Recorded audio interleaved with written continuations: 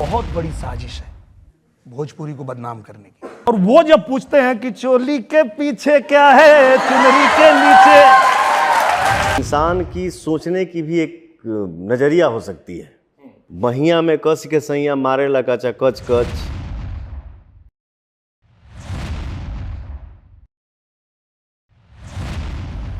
आप पहले ये भोजपुरी गाना सुनिए।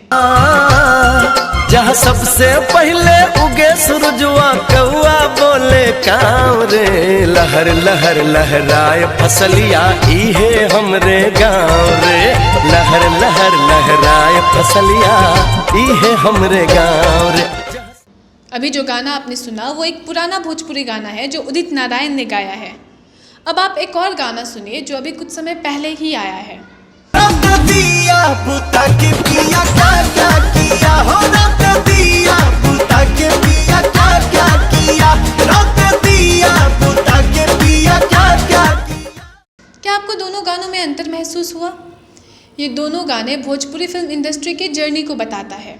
एक मीनिंगफुल और अच्छी फिल्में बनाने वाले रीजनल फिल्म इंडस्ट्री से लेकर एक फोहट और डबल मीनिंग फिल्में और गाने बनाने वाले इंडस्ट्री की ओर जाने की जर्नी। लेकिन आखिर भोजपुरी फिल्म इंडस्ट्री यहाँ तक पहुँची कैसे? कैसे एक अच्छी फिल्में बनाने वाले इंडस्ट्री फुहड़ता और अश्लीलता से ढक गई, जानेंगे हम आज के अनफोल्डेड के इस एपिसोड में। दरअसल भोजपुरी फिल्म इंडस्ट्री की शुरुआत 1960s में हुई थी, जब फिल्मों में बिहार, यूपी और खासकर भोजपुरी बहुल एरिया में रहने वाले लोगों के रहन सहन को फिल्मों में बड़ी खूबसूरती से दिखाया जाता था। जब गंगा मैया तोहे पियरी चढ़इबो और गंगा किनारे मोरे गाँव जैसे फिल्में आया करती थी, इन फिल्मों का सामाजिक और सांस्कृतिक प्रभाव बहुत ज़्यादा था, क्योंकि इन फिल्मों में दिखाया जाता था कि गंगा के किनारे भोजपुरी बहुल क्षेत्र में रहने वाले लोग किस तरीके से रहते हैं, उनका रहन सहन कैसा है और कैसा कल्चर वहाँ फॉलो होता है। लेकिन 1980s और 1990s तक ये फिल्में काफ़ी एवरेज बिजनेस कर रही थी, क्योंकि इनका सीधा मुकाबला हिंदी फिल्म इंडस्ट्री से था। बिहार और यूपी में रहने वाले लोगों में से काफ़ी लोग भोजपुरी, मगही, मैथिली और वज्जिका को अपनी मातृभाषा ना मानकर हिंदी को अपनी मातृभाषा मानते हैं, और ये लोग उस समय भी हिंदी को अपनी प्रायोरिटी देते थे, जिस कारण से भोजपुरी फिल्मों का प्रदर्शन बिजनेस के नज़रिए से उतना अच्छा नहीं होता था। लेकिन ये समय सन 2000 के बाद धीरे धीरे बदलना शुरू हुआ, जब मनोज तिवारी, रवि किशन और दिनेश लाल यादव निरहुआ जैसे कलाकारों को प्रसिद्धि मिलने लगी, और इसी के साथ भोजपुरी इंडस्ट्री में यूथ को ध्यान में रखकर फिल्में और गाने बनाने लगे। और आने वाले 5 से 10 सालों में इंडस्ट्री में डायलॉग, गाने और डांस फुहड़ता की ओर बढ़ गई। इसकी शुरुआत तोहार लहंगा उठाई देम रिमोट से और इन जैसे अन्य गानों से हुई। एक के बाद एक कई ऐसी एल्बम और फिल्में आने लगी जो सिर्फ आइटम सॉन्ग्स और अश्लीलता के सहारे जनता को परोसी जा रही थी, और ऐसे शुरू हुई भोजपुरी इंडस्ट्री के पतन का फेज़ 1। इसके बाद यूट्यूब तस्वीरों में आया और भोजपुरी इंडस्ट्री के इतिहास में एक काला पन्ना लिख गया। यूट्यूब के उदय के साथ ही कई नए लोग भोजपुरी सीन में आए और फेमस हुए, और साथ ही फेमस हुए पवन सिंह, खेसारी लाल यादव, कल्लू, गुड्डू रंगीला, सकल बलमुआ और अवधेश प्रेमी जैसे कई कलाकार, जिन्होंने अपने गानों को अश्लीलता की चाशनी में डुबोकर फेम की मिठास का खूब आनंद लिया। और इसी के साथ शुरू हुआ भोजपुरी इंडस्ट्री के पतन का फेज़ 2, जब भोजपुरी बोलने वाले लोग भी खुद को भोजपुरी इंडस्ट्री से अलग करने और भोजपुरी बोलने से कतराने लगे, और समाज के सभ्य लोगों के बीच में भोजपुरी को बॉयकॉट किया जाने लगा। फिर भी भोजपुरी इंडस्ट्री पर कोई असर नहीं पड़ा, क्योंकि तब तक भोजपुरी इंडस्ट्री का एक बहुत बड़ा और सिर्फ फुहड़ता और अश्लीलता सुनने वाले ऑडियंस बेस बनकर तैयार हो चुके थे। और यही कारण है कि अभी भी सिर्फ अश्लील भोजपुरी गाने बाहर आते हैं, और भोजपुरी इंडस्ट्री देवर, भाभी और ढोरी से ऊपर अभी तक नहीं उठ पाई है। अगर अभी भी आप YouTube पर जाकर सिर्फ भोजपुरी गाने सर्च करेंगे तो आपके सामने आने वाले 100 में से 90 गाने अश्लील, देवर, भाभी और ढोरी के ऊपर ही होंगे, जिनके बोल में सिर्फ फुहड़ता और अश्लीलता तो होंगी ही, साथ ही डांस और गाने का वीडियो भी सॉफ्ट पॉर्न की तरह प्रेजेंट किया गया होगा। लेकिन सवाल ये है, आखिर कब तक ऐसा चलेगा, और कब तक एक फिल्म इंडस्ट्री के कारण एक पूरा समाज और खासकर एक पर्टिकुलर भाषा में बातचीत करने वाली कम्युनिटी को देश भर में शर्म का सामना करना पड़ेगा। जब भोजपुरी सुपरस्टार से भोजपुरी इंडस्ट्री की अश्लीलता के बारे में पूछा जाता है, तब वो इसी सिरे से नकार जाते हैं। देखिए, जब शुभांकर मिश्रा ने पवन सिंह से गानों के अश्लील बोल के बारे में पूछा तो पवन सिंह ने कैसे उसका मतलब ही बदल दिया। मतलब जैसे ये गाना था, बहिया में उठा के सैया मारला कचा कच, रात दिया बुता के पिया क्या किया, एक तो आपका वीडियो देखे मुस्लिम आप बने थे, कोई कहा आप लग नहीं रहे आपके। सर देखिए क्या है, इंसान की सोचने की भी एक नजरिया हो सकती है। बहिया में कस के सैया मारे लकाचा कच कच, दूसरा वाला मेरा ही गाना है, राते दिया बुता के पिया क्या क्या किया। ये तो क्वेश्चन किया ना उससे, राते दिया बुता के पिया क्या क्या किया। तो पिया तब मान लगे गोड़ो दबा सकेला, पिया सर में तेल भी लगा सकता है, पिया एक गिलास पानी भी ला के पिला सकता है। तो ये सोचने की ये है सर। रही बात अश्लीलता की, तो ये मैं ज़रूर बोलूँगा सर, इसमें हम सबको बैठना चाहिए था कि हम अपने समाज को कैसे स्वच्छ करें, शुद्ध करें, साफ करें।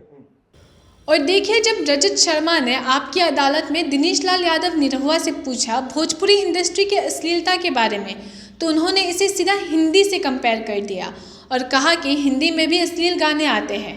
आप देखिए इस वीडियो को। भोजपुरी को पूरी दुनिया में 25 करोड़ लोग बोलते हैं, देखते हैं, लेकिन जब आपकी फिल्में देखते हैं तो उन्हें क्या सुनाई देता है?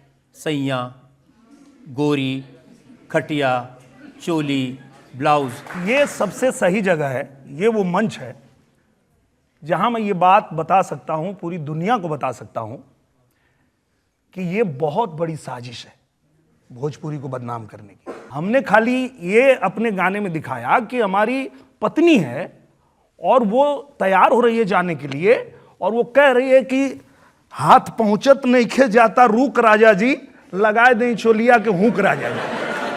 हाथ नहीं पहुंच रहा है तो उसकी मदद पति नहीं करेगा तो कौन करेगा? तो वो कह रही है कि लगाए दें चोलिया के हुक राजा जी। अब इसको बताते हैं कि अश्लील है, और वो जब पूछते हैं कि चोली के पीछे क्या है, चुनरी के नीचे। अब सवाल ये है कि क्या हिंदी में अश्लील गाने रहने से भोजपुरी की अश्लीलता कम हो जाएगी? अगर हिंदी में अश्लील गाने आते हैं तो हिंदी में उससे ज़्यादा अच्छे गाने भी आते हैं, लेकिन भोजपुरी में अब अच्छे गाने देखने को कहाँ मिलता है। खैर, भोजपुरी को अश्लीलता में डूबने से बचाने के लिए बॉलीवुड की प्रसिद्ध एक्ट्रेस नीतू चंद्रा, जो बिहार से है, उन्होंने बिहार पुलिस के साथ मिलकर एक बड़ा कदम उठाया है। उन्होंने कहा है कि अगर अब कोई भी भोजपुरी गाना अश्लीलता और फुहरता जैसी चीज़ों को प्रमोट करेगा तो उसके खिलाफ कदम उठाई जाएगी और कोर्ट में जाएगी। और उन्होंने लोगों से अपील की है, अगर उन्हें पब्लिक प्लेस में ऐसे गाने सुनाई देते हैं तो वो इसके खिलाफ पुलिस में कंप्लेंट करें। साथ ही हम आपको बता दें कि जहां एक तरफ भोजपुरी इंडस्ट्री में अश्लीलता फैलाया जा रहा है, वहीं दूसरी तरफ कुछ ऐसे एक्टर और डायरेक्टर भी हैं जो इसे रिवाइव करने की कोशिश कर रहे हैं। उन्हीं में से एक आते हैं नीतू चंद्रा के भाई, जो कि भोजपुरी और मैथिली के काफ़ी प्रसिद्ध और नेशनल अवार्ड विनिंग डायरेक्टर हैं, जिनका नाम है नितिन नीरा चंद्रा।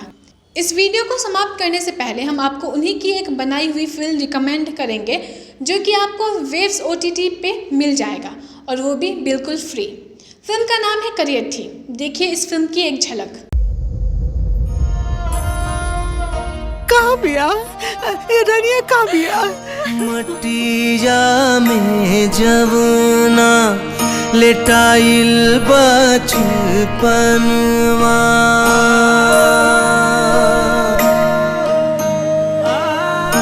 मटिया में जवना। आने का वो सोचलो ना होखी है कि उनका साथे ऐसा कुछ हो सकेला। नहीं हर के बिसारी डगारिया, लोग करिया चेहरा के उज्जर काय करे के चाहेला। नहीं हर के बिसारी डगारिया बाबा, नहीं हर के बिसारी डगरिया बाबा।